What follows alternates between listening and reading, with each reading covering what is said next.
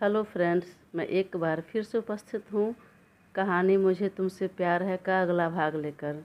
इसके पहले भी 6 भाग अपलोड हो चुके हैं। अगर आपने नहीं देखा तो प्लीज़ एक बार ज़रूर देखें। अनुभव चिल्लाता रह गया, लेकिन वह लड़की बाथरूम पहने ही बेड पर निढाल हो गई। अनुभव भाग कर आया और उसका गाल थपथपाते हुए कहा, ए लड़की, उठो यहाँ से, जाओ काउच पर जाकर सो जाओ। पर वो इतनी गहरी नींद में थी कि उसकी बातें उसके कानों तक पहुंची ही नहीं। वो हिली तक नहीं। तब अनुभव उसे यूं ही छोड़कर क्लोसेट रूम में चला गया चेंज करने। कुछ देर बाद वो उसके लिए भी एक टी शर्ट और निक्कर लेकर बाहर आया, लेकिन उसे चेंज कैसे करवाए। तब उसने एक बार फिर उसके गाल थपथपाया, कंधा हिलाया, लेकिन वह नहीं उठी। तब उसको यूं ही छोड़कर एक ब्लैंकेट उसके ऊपर डाल दिया और तकिया और कंबल लेकर खुद काउच पर जाकर लेट गया। वह सोने की काफ़ी कोशिश की, परंतु नींद नहीं आई। वह कितनी बार उठकर बैठा, पानी पिया, काफ़ी देर तक करवटें बदलता रहा, पर नींद दूर दूर तक आंखों में नहीं थी। ओह, लगता है काउच पर कंफर्टेबल नहीं फील हो रहा है, इसलिए नींद नहीं आ रही है। उसने तकिया उठाया और बेड के पास आ गया। यह लड़की तो एक कोने पर सो रही है, मैं दूसरे कोने पर जाकर सो जाता हूँ। मन में सोचते हुए वह एक कोने पर जाकर लेट गया। अभी उसे नींद आ ही रही थी कि तभी अद्रिका ने पलटी मारी और उसके बेहद करीब आकर एक बाँह उसके गर्दन में लपेट दी। अनुभव की नींद झटके में खुल गई। वह उठकर बैठ गया। कलेजा धक धक हो रहा था। मन में एक अजीब सी बेचैनी और हलचल हो रही थी। वो बेड से उठकर खड़ा हो गया और अद्रिका को कुछ देर तक गौर से देखता रहा, फिर बालकनी में चला गया। काफ़ी देर तक चहलकदमी करता रहा, पर नींद तो आने से रही। नींद तो क्या, मन में अभी भी उस लड़की को लेकर अजीब अजीब से ख्याल आ रहे थे। जी में आया जाकर ड्रिंक कर लूँ। वह मुड़ा भी, लेकिन कमरे में सोती अद्रिका पर नज़र गई तो ड्रिंक का ख्याल छोड़ दिया। ओह, यह क्या मुसीबत मोल ले लिया मैंने। अपने ही घर में मैं अपने हिसाब से नहीं रह सकता। लेकिन मुझे यह क्या हो रहा है। मैं खुद को उसके लिए क्यों बदल रहा हूँ। यह लगती कौन है मेरी? कोई नहीं। मेरा घर है, मैं चाहूँ जो करूँ। मुझे ड्रिंक करने का मन है तो करना चाहिए। वह झट से फर्स्ट फ्लोर पर बने बार में गया और एक रम का बोतल उठा लाया। वह ढक्कन खोल अभी मुंह से लगाने लगा कि फिर उसकी नज़र अद्रिका पर गई और रम को यूं ही छोड़ दिया। फिर कुछ देर तक चहलकदमी करने के बाद वहीं बालकनी में सोफे पर टिक कर बैठ गया और अपने ही 3 उंगलियों से सर का मसाज करने लगा। और उसी तरह बैठे बैठे न जाने कब आंख लग गई। इधर राना सीधे अपने कमरे में गया और सो रही पत्नी रक्षा को उठाकर सीधा गन उसके सिर पर लगा दिया। वह अधखुली आँखों से बड़बड़ाई, क्या हुआ? मुझे क्यों जगा दिया? मेरी नींद उड़ाकर तुम चैन से कैसे सो सकती हो? तुम मेरी पत्नी हो, पर मेरी हितैषी नहीं, मेरी दुश्मन हो। तुमने ऐसा क्यों किया मेरे साथ? तुमने मेरे आदमियों को मारकर उस लड़की को भगा दिया ना? यह तुम क्या बोल रहे हो? मैंने कुछ नहीं किया। और उस लड़की को? किस लड़की को? तुम्हारी उस भतीजी को? अरे मैं उसे क्यों भगाऊंगी? तो फिर वहाँ पर जो बुलेट मिली वह तुम्हारे गन की थी। वहाँ पर कैसे पहुँचा? किसके द्वारा? ओह, समझ गया। तुम्हारे भाई की मदद नहीं की, इसलिए तुम मेरे पीछे लगी हो। भला मेरा नहीं चाहती हो। देखो, मेरे भाई की मदद नहीं की इसलिए मैं सच में गुस्से में हूँ, लेकिन इतना नहीं कि तुम्हारे खिलाफ़ चली जाऊँगी। उस लड़की की मदद करूँ? अगर मुझे पता होता तो तुमसे पहले मैं उसे मार देती।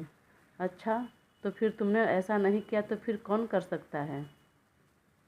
कहीं वही तो नहीं जो तुम्हारा दायां हाथ है, सबसे खास है? कौन? तुम्हारा मतलब जय? हाँ, जय। मैं आजकल देख रही हूँ, पिछले कुछ महीनों से उसमें अचानक बदलाव आ गया है। तुम नोटिस कर रहे हो कि नहीं यह तो मुझे नहीं पता, पर मैं कर रही हूँ। वह जो काम करता है वह काम सक्सेस नहीं हो पाता। या तो पुलिस को खबर लग जाती है, या नहीं तो रहस्यमयी तरीके से गायब हो जाती है। नहीं, ऐसा नहीं है। तुम ज़्यादा सोच रही हो। वह मेरे खिलाफ जाने की सोच भी नहीं सकता। एक बार मैं खुद पर अविश्वास कर सकता हूँ, लेकिन उस पर नहीं। तुम्हें इतना भरोसा है ठीक है, पर अपनी आँख और कान खुले रखो और बुद्धि से काम लो। राणा वहीं सोफे पर धम्म से बैठ गया और अपने सिर में हाथ फिराते हुए जय के बारे में सोचने लगा। रक्षा की कही बातें भी दिमाग में बार बार गूंजती रही। यह तो उसे जय पर बहुत भरोसा था, फिर भी अपने कुछ खास आदमियों को बुलाकर उस पर नज़र रखने के लिए कहा और यह भी कह दिया कि जय को इस बारे में कुछ पता न चले। इधर अगली सुबह जब अद्रिका की आंख खुली तो सर कुछ भारी भारी सा लग रहा था। आंखों के आगे अंधेरा सा मालूम पड़ रहा था। कुछ देर तक समझ में नहीं आया वह कहाँ है, किस जगह पर है, कौन लेकर आया, किसके वजह से आई। वह दोनों हाथ से अपना सर पकड़कर याद करने की कोशिश करने लगी और जब याद आया तो झटके में उठ खड़ी हुई। तो सबसे पहले खुद के ऊपर ध्यान गया। अरे, मैं बाथरोब पहने ही सो रही थी, पर यह मुझे पहनाया कौन, और मैं नहाई कब, और तो और मैं कहाँ हूँ, किसके घर में, कौन लाया मुझे, कोई है, प्लीज़ हेल्प मी। कुछ देर तक आवाज़ लगाने के बाद भी जब कोई जवाब नहीं मिला, कोई नहीं आया, तो वह शांत हो गई और रात की बात याद करने लगी। अरे हाँ, याद आया, रात को वह दोनों गार्ड तो मुझे पकड़ कर ले जा रहे थे। फिर उन्होंने मुझे कुछ पिलाया और मैं गहरी नींद में चली गई। अब समझ में आया, यह सारा का सारा क्या धारा उस अनुभव ठाकुर का है। उसी का आदमी था वह। क्या मैं उसी के घर में हूँ या फिर उस किडनैपर के घर में? नहीं, मुझे शांत रहना होगा, चुपचाप मुझे पता करना होगा मैं कहाँ हूँ। फिर खुद को गौर करने लगी, नोटिस करने लगी, कहीं मेरे साथ कुछ गलत तो नहीं हुआ। मेरे कपड़े कहाँ गए, बाथरोब किसने पहनाया मुझे, और ये अनुभव कहाँ गया। सोच सोच कर उसका सर भारी होने लगा और वह सिर को अपने दोनों हाथों से दबाते हुए वहीं बेड पर बैठ गई और बातों को समझने और सुलझाने की कोशिश करने लगी। तभी सिर घुमाकर देखा तो बेड पर उसके कपड़े रखा दिखा। वह कपड़ा उठाकर उलट पलट कर देखने लगी। यह उसके साइज का कपड़ा नहीं था, पर फिर भी उसने बाथरूम में जाकर तुरंत चेंज किया। यह ओवर साइज टी शर्ट था जो काफ़ी लंबी होने के साथ लूज भी बहुत था, बार बार शोल्डर से गिर रहा था। वह कपड़े संभालते हुए धीरे धीरे कमरे में घूमने लगी, पता लगाने लगी आखिर है तो वह है कहाँ। इतना बड़ा घर है, इतने महंगे महंगे झूमर, यह महंगे पेंटिंग्स, पर्दे, शो पीस, देख कर तो लग रहा है ज़रूर यह किसी मिलेनियर बिलेनियर का घर है। पर वह दोनों गार्ड मुझे यहाँ क्यों लेकर आया, और अब दोनों में से कोई दिखाई भी नहीं दे रहा है। मैं पूछूं तो किससे पूछूं? उफ़, यह बेडरूम भी इतना बड़ा है कि मैं अब तक तो कमरे में ही हूँ, बाहर तो निकली ही नहीं हूँ। पर यह डोर किधर से है? तभी उसकी नज़र एक बड़ी सी तस्वीर पर गई। यह कौन है? कहीं इसके पापा होंगे। मन में बोलते और घूमते घूमते वह अचानक बालकनी की तरफ आ गई और वहाँ अनुभव को देखकर चीख पड़ी। तुम यहाँ पर लाए हो मुझे? पर क्यों और कब? देर से सोने की वजह से सुबह होने के बावजूद अनुभव गहरी नींद में सो रहा था। अद्रिका के चिल्लाने से जब अचानक आंख खुली तो वह चिढ़ गया और ज़ोर ज़ोर से डांटने लगा। लेकिन जब उसकी नज़र उसके कपड़ों पर गई तो उसका गुस्सा न जाने क्यों कम हो गया। एक तो पहले से ही छोटी सी मासूम सी दिख रही थी, ऊपर से ओवरसाइज कपड़ों में वह बेहद प्यारी दिख रही थी, बिल्कुल बच्ची सी। क्या हुआ, क्यों चिल्ला रही हो? खुद तो कल से सो रही हो, पर मेरा सोना, खाना पीना और जीना सब हराम कर रखी हो। कुछ देर शांति से नहीं रह सकती तुम? तुम्हारी वजह से मेरे जीवन की शांति भंग हो गई है और तुम मुझे उल्टा पूछ रहे हो। अब मुझे यह बताओ, उस खंडहर में से इस महल में कब ले आए, और यहाँ तुम मुझे लेकर आए या वह तुम्हारे दो आदमी? वह दो आदमी मतलब कौन? अनुभव ने जरा चौंक कर पूछा कि उसे सब पता है या नहीं। कौन दो आदमी? तुम्हें नहीं पता है? कल जब तुम मुझे वहाँ पर छोड़कर चले गए तब कुछ देर बाद मेरा नशा कम हुआ। मैं उठकर बैठी और सोचने लगी कि मैं कहाँ हूँ, तुम कहाँ हो, और मैं तुम्हें ढूंढने लगी, आवाज़ देने लगी, पर तुम कहीं दिखाई नहीं दिया। बाहर कुछ लोग पहरे दे रहे थे। मैं गेट से बाहर निकली और उन दोनों से पूछा कि तुम्हारा बॉस कहाँ है। तब दोनों ने कहा वह काम से बाहर गए हैं, अगर तुम्हें जाना है उनके पास तो चलो, हम लेकर चलते हैं। मैंने सोचा यह तुम्हारा आदमी है तो उस पर भरोसा कर लिया और उसके पीछे चल दी। परंतु कुछ देर जाने के बाद उसने मुझे कुछ पीने को दिया और उसके बाद जो मैं सोई तो अभी सुबह आँख खुली है और मैं यहाँ तुम्हारे इस कमरे में थी। बताओ दोनों आदमी कौन थे? उसने मुझे बेहोश क्यों किया? मैं अब तक सोचकर डर रही थी कि शायद मैं ह्यूमन ट्रैफिकिंग का शिकार हो गई, पर अगर उसे तुम्हारे घर ही लाना था तो यूं ही लेकर आ जाता। बेहोश करने की क्या ज़रूरत थी? अनुभव उसकी बातें गौर से सुन रहा था। अब उसे याद आया शायद बेहोशी की दवा की वजह से यह गहरी नींद में सो रही थी। अरे क्यों इस तरह देख रहे हो? मैं पूछ रही हूँ, तुम्हारे आदमी ने मुझे बेहोश करके क्यों लाया इधर? मैं अगर होश में रहती तो क्या कर लेती? अब की बार अनुभव उठा और उसका शोल्डर पकड़ते हुए कहा, तुम जो इतना बोलती हो ना, इसी वजह से उसने तुम्हें बेहोश किया। और मैंने ही कहा था कि एक बार बोलना शुरू करेगी तो नॉन स्टॉप बोलती जाएगी, चुप नहीं रहेगी। इससे अच्छा है कि तुम बेहोश कर दो, तब वह शांति से आएगी। तुम ना सच में बहुत बुरे हो।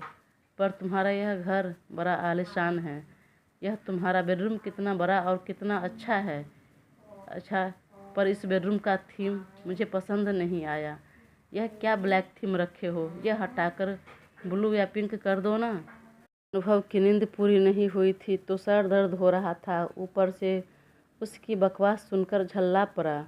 उसने उसे जोर से डांटते हुए कहा, कितना बोलती हो? और यह मेरा घर है, मेरा बेडरूम है। मुझे जो पसंद आएगा वह थीम रखूँगा। तुम्हारे हिसाब से थीम क्यों चेंज करूँ? तुम लगती कौन हो मेरा? तुम्हें इस बेडरूम में रहना है? नहीं ना? तो अपना मुंह बंद रखो, वरना अब की बार सच में थप्पड़ मार दूंगा। ओफो, क्या तुम भी हमेशा मरने और मारने की बात करते रहते हो यार। कल से सुन सुन कर पक गई हूँ। और यह गिदर भभकी मुझे नहीं, अपने आदमियों को देना। मैं डरती नहीं तुम्हारी इस धमकियों से। और रही इस बेडरूम में रहने की बात, तो कौन नहीं रहना चाहेगी? पर हाँ, अगर तुम चाहो तब। अनुभव फिर कुछ बोलने को हुआ, लेकिन उससे पहले ही वह बोली, चलो, मुझे बहुत जोरों की भूख लगी है। कुछ खाने को है तो दे दो, या नहीं है तो अपने नौकर से कहो कुछ बना दे मेरे लिए। और हाँ, इस बार बुलेट मत निकालना, सच में बहुत भूख लगी है। अनुभव सिर पर हाथ रख लाचारी से उसे देख रहा था। कल से कुछ खा ही नहीं है, कितनी भूखी होगी इसका अंदाज़ा मैं लगा सकता हूँ। पर फिर भी इतना बोल रही है, खाना खा लेगी तो कितना बोलेगी। अनुभव को यूं घूरता देखकर उसने चुटकी बजाते हुए कहा, बार बार तुम क्या सोचने लगते हो? तुम्हारे घर में कोई नहीं रहता है? नौकर चाकर कोई नहीं, रसोइया भी नहीं, तो खाना क्या तुम खुद बनाते हो? तो चलो, मेरे लिए भी कुछ बना दो। अगर तुम नहीं बनाओगे तो मुझे रसोई दिखा दो, मैं खुद बना लेती हूँ। इस बार न चाहते हुए अनुभव ने उसके बालों को हौले से अपने मुट्ठी में भर लिया। देखो, मेरे पेशेंस की परीक्षा मत लो। मैं किसी का इतना नखरा आज तक नहीं झेला हूँ, ना झेलता हूँ। झेलना तो दूर, मेरे सामने जबान खोलने वालों को मैं सीधा काट कर देता हूँ। तुम्हें जिंदा छोड़ दिया तो उसका एहसान मानो, फ़ायदा मत उठाओ। अगर भूख लगी है तो कमरे से बाहर निकलो और रसोई में जाकर कुछ बना लो। बोलकर अनुभव ने उसका बाल छोड़ दिया। पर उस लड़की ने बेहद नरमी से कहा, तो इतनी सी बात तुम आराम से भी तो बोल सकते थे ना। यूँ इस तरह मेरा बाल पकड़कर बोलने की क्या ज़रूरत थी? देखो तो कितने बाल टूट गए मेरे। एक तो वैसे ही हेयर फॉल की समस्या जा नहीं रही है, ऊपर से तुम इस तरह बात करते रहे तब तो मैं बहुत जल्दी ही टकली हो जाऊंगी। अब की बार अनुभव ने अपने पॉकेट से रुमाल निकाला और उसके मुंह पर बांधने लगा। बहुत बोलती हो तुम, तुम्हारा मुंह तो बंद करना पड़ेगा, फिर तुम शांति से रहोगी और मैं भी सुकून से रहूँगा। सॉरी, मैं अब नहीं बोलूँगी। बोलते हुए अद्रिका ने अपने दोनों हाथों से मुंह दबाकर पीछे की तरफ हटने लगी। अनुभव आगे बढ़ता गया और वह धीरे धीरे पीछे हटती गई। अभी वह दीवार से पीछे टकराती उससे पहले ही अनुभव ने उसकी बाँह पकड़कर अपनी तरफ खींचा तो वो सीधे उसके सीने पर आ गिरी। अनुभव ने तुरंत उसे अपने से दूर किया और कहा, तुम्हें इतनी भी ताकत नहीं कि तुम ढंग से खड़ी रह सको। ज़रूरी है मुझ पर गिरने पड़ने की। अद्रिका तुरंत सीधी खड़ी होते हुए बोली, हर छोटी छोटी बात पर इतना गुस्सा करना ज़रूरी है क्या? चलो छोड़ो इन बातों को, मुझे इस कमरे से बाहर जाने का रास्ता दिखाओ। उसने एक बार अद्रिका की तरफ देखा, फिर ज़ोर से आवाज़ लगाई, रामू काका, रामू काका। जी साहब, इसे रसोई दिखा दीजिए और यह जो भी कहे वह बना दीजिए। अगर आपको नहीं बनाने आएगा तो कोई बात नहीं, यह खुद बना लेगी। जी साहब जी। चलिए आइए मेम साहब। वह लड़की रामू काका के पीछे रसोई की तरफ चली और अनुभव फ्रेश होने चला। अद्रिका जब कमरे से बाहर निकल रसोई की तरफ गई तो घर में चारों तरफ नज़र दौड़ाते गई।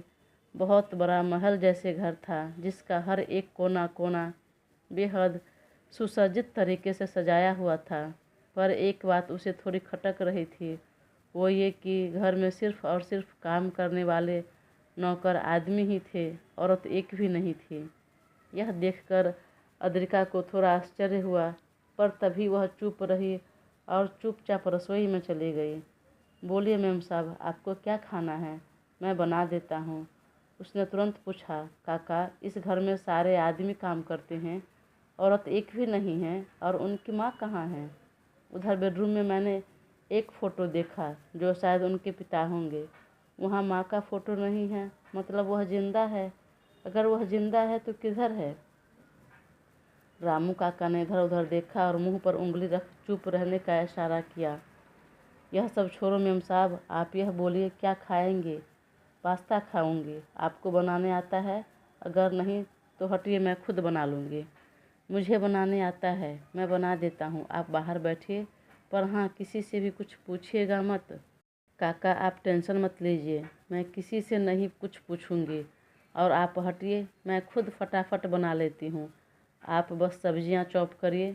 पास्ता बनाते बनाते उसने एक बार फिर पूछा, क्या बात है अंकल, उनके घर में एक भी औरतें क्यों नहीं? और यह आपका बॉस अनुभव अकेला ही है? उनके माँ बाप नहीं हैं तो क्या कोई रिश्तेदार भी नहीं है? रामू काका ने इधर उधर देखा, फिर धीरे से कहा, साहब को कोई भी औरतें या लड़कियां पसंद ही नहीं। उन्हें घर में लाना तो दूर, उनकी परछाई भी उन्हें पसंद नहीं है, उससे दूर भागते हैं। इसलिए तो उनके कामकाज से लेकर जीवन में आज तक एक भी लड़कियां नहीं हैं।